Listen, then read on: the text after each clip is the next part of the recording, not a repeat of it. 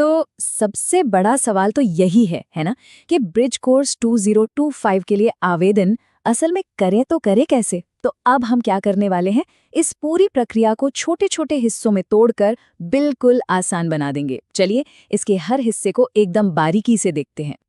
ठीक है, तो चलिए शुरू करते हैं।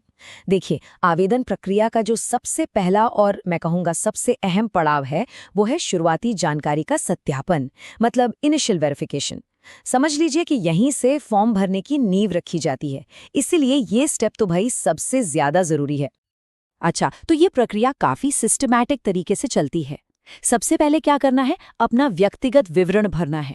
उसके ठीक बाद स्कूल का जो यूडीआईसी कोड है वो डालना होगा। अब मजे की बात यह है कि जैसे ही यूडीआईसी कोड डालेंगे, सिस्टम डिटेल्स को अपने आप वेरीफाई कर लेगा, और अगर सब कुछ सही हुआ तो टीचर आईडी स्क्रीन पर दिख जाएगी।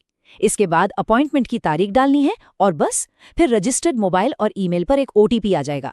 इसी ओटीपी से आगे की प्रक्रिया शुरू होगी। हाँ, अब यहाँ पर एक बात है जहाँ बहुत लोग कंफ्यूज हो जाते हैं कि ये अपॉइंटमेंट डेट आखिर डालनी कौन सी है। तो इसको बिल्कुल साफ समझ लीजिए, ये वही तारीख है जो ऑफिशियल अपॉइंटमेंट लेटर पर लिखी हुई है। मेरी सलाह तो यही है कि इस जानकारी को भरते समय लेटर को अपने साथ ही रखें, ताकि कोई भी गलती की गुंजाइश ही न बचे। तो एक बार जब शुरुआती वेरिफिकेशन हो गया, तो अगला कदम क्या है?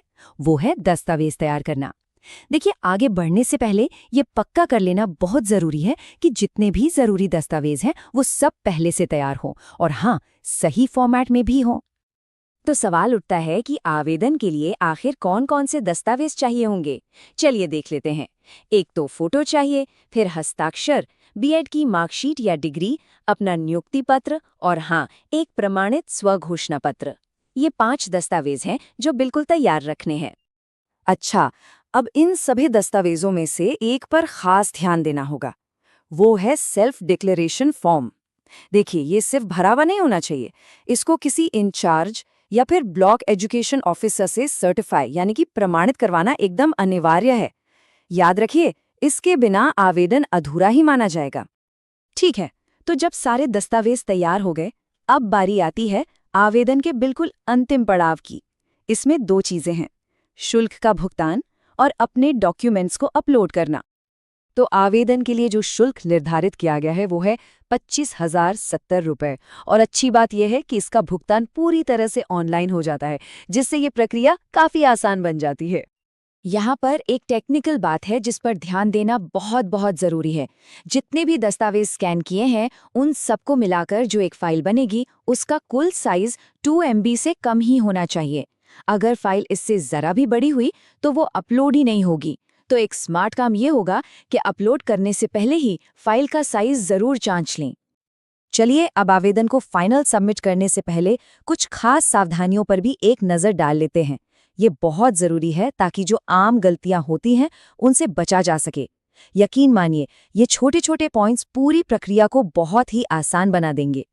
सबसे ज़रूरी बात, ओटीपी के लिए सिर्फ और सिर्फ वही ईमेल और मोबाइल नंबर इस्तेमाल करना है जो मानव संपदा या यूडीआईसी के साथ रजिस्टर्ड है। अब सवाल है, ऐसा क्यों? क्योंकि अगर किसी और नंबर या ईमेल का इस्तेमाल किया तो ओटीपी आएगा ही नहीं, और पूरी की पूरी प्रक्रिया वहीं की वहीं रुक जाएगी। एक और बात जिससे डबल चेक करना बहुत बहुत ज़रूरी है, वो है अपॉइंटमेंट की तारीख। ये पक्का कर लें कि आवेदन में जो तारीख भरी जा रही है वो नियुक्ति पत्र की तारीख से बिल्कुल, मतलब अक्षरशः मेल खाती हो। इसमें ज़रा सी भी चूक बाद में बहुत बड़ी समस्या पैदा कर सकती है। और हाँ, एक आखिरी प्रो टिप, आवेदन शुरू करने से भी पहले अपने सारे दस्तावेजों को एकदम साफ सुथरा स्कैन करके 2 MB से कम की एक फाइल में तैयार रख लें।